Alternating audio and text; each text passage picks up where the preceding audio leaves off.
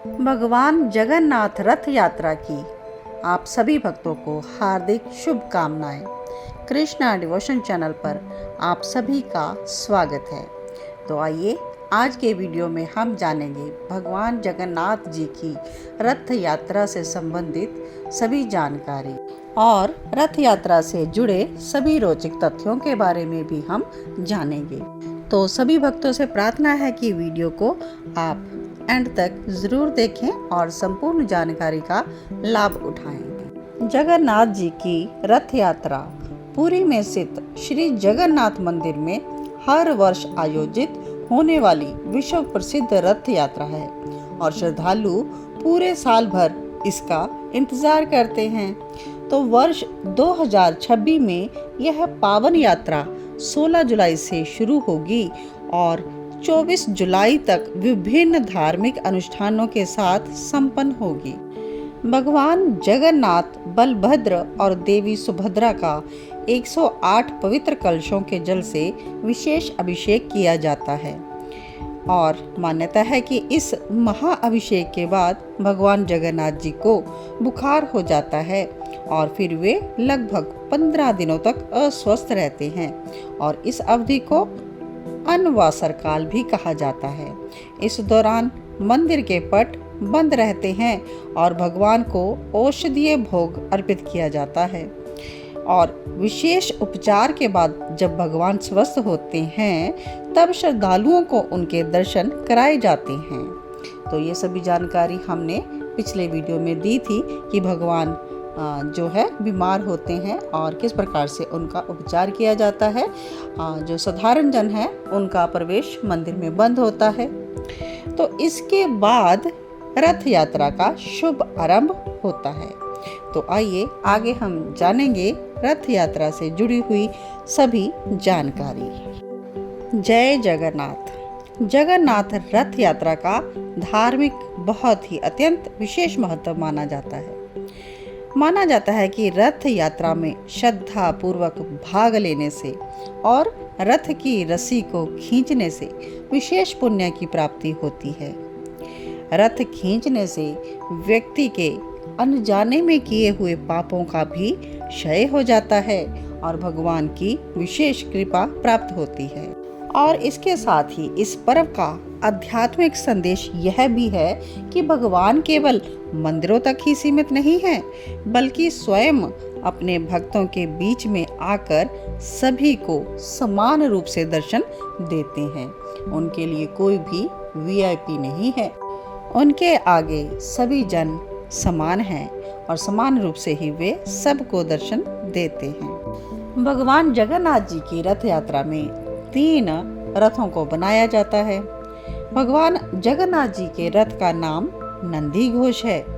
इस भव्य रथ में 16 विशाल पहिए होते हैं और इस रथ की ऊंचाई लगभग 45 फीट मानी जाती है।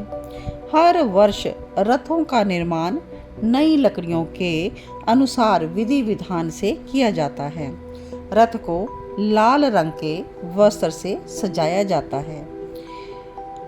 यात्रा में सबसे आगे भगवान बलभद्र का रथ होता है और देवी सुभद्रा जी का उसके बाद में और सबसे अंत में भगवान जी जगन्नाथ जी का नंदी घोष रथ चलता है। इन तीनों रथों को लाल और पीले आकर्षक सुंदर वस्त्रों से सजाया जाता है। इन रथों का निर्माण बिना कील धातु के नीम की लकड़ी से बनाया जाता है। बलराम जी के रथ का नाम तालध्वज है। सुभद्रा जी के रथ का नाम दर्पदलन है और जगन्नाथ जी के रथ का नाम तो आपको बताया नंदी घोष है। जय जगन्नाथ। तो आइए आगे हम जानते हैं कि जगन्नाथ जी की ये रथ यात्रा कहाँ से शुरू होती है और कहाँ तक ये संपूर्ण होती है। तो सबसे पहले तो आपको बताया कि प्रभु जी 15 दिन के लिए बीमार हो जाते हैं 108 कलशों के स्नान के बाद और फिर अवसर काल में ये विश्राम करते हैं। अब पुनः 15 दिन के बाद स्वस्थ होने पर नव यौवन नेत्र उत्सव में दर्शन देते हैं। इस पुरी की रथ यात्रा से पहले यहाँ का राजा सोने की झाड़ू से रथ मंडप और रास्ते की सफाई करते हैं। इसके साथ ही गुंडीचा मार्जन, इस मंदिर का जिसका नाम गुंडीचा है, इसको सभी श्रद्धालु जन पवित्र जल से धोकर साफ करते हैं। और उसके बाद आषाढ़ शुक्ल द्वितीया को ढोल नगाड़ों के साथ यात्रा शुरू हो जाती है। सबसे पहले बलराम जी का बहुत सुंदर रथ, फिर सुभद्रा जी का, और अंत में भगवान जगन्नाथ जी के रथ को खींचा जाता है। रथ जो खींचता है उसको तो महाभाग्यवान माना जाता है और बहुत ही भगवान की कृपा प्राप्त होती है। अब रथ यात्रा गुंडीचा मंदिर में पहुंचती है। यह यात्रा मुख्य मंदिर से शुरू होकर 2 किलोमीटर दूर मौसी के घर यानी गुंडीचा मंदिर में पहुंचती है। यहाँ पर भगवान 7 दिनों तक विश्राम करते हैं और यहाँ दर्शन करने को आड़प दर्शन कहते हैं। इसके बाद यात्रा 5वें दिन माता लक्ष्मी भगवान जगन्नाथ को खोजने गुंडीचा मंदिर में आती हैं। आषाढ़ दशमी को सभी रथों की वापसी होती है, जिसे बहुड़ा यात्रा कहते हैं, और ये 9वें दिन होती है। और 9 दिनों के बाद सभी प्रतिमाएं जो हैं प्रवेश करती हैं मंदिर में। प्रतिमाएं रथ में ही रहती हैं।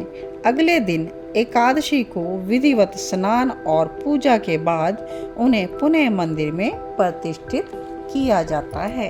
तो इस प्रकार से रथ यात्रा की सभी धार्मिक जो रस्में हैं निभाई जाती हैं। तो जगन्नाथ जी की जो ये रथ यात्रा है, यह केवल धार्मिक आयोजन ही नहीं बल्कि भक्तों का प्रेम, सम्मान और उनकी सेवा, यह सनातन धर्म को संदेश जन जन तक पहुंचता है और इस जगन्नाथ यात्रा का महापर्व मनाया जाता है। तो यह सभी जानकारी आप सभी के साथ शेयर की गई है। तो आशा करते हैं आप सभी को बहुत ही आनंद आया होगा भगवान के इस रथ यात्रा की सभी जानकारी को प्राप्त करके। और आप इस रथ यात्रा की सभी जानकारी को अपने मित्रों और रिश्तेदारों में ज़रूर शेयर कीजिएगा, ताकि कोई भी भगवान जगन्नाथ जी की इस पवित्र रथ यात्रा से संबंधित जानकारी से वंचित ना हो पाए और भगवान की विशेष कृपा प्राप्त हो। तो इसी के साथ आज के वीडियो की जानकारी यहीं पर संपूर्ण करते हैं। जय जगन्नाथ भगवान की जय हो।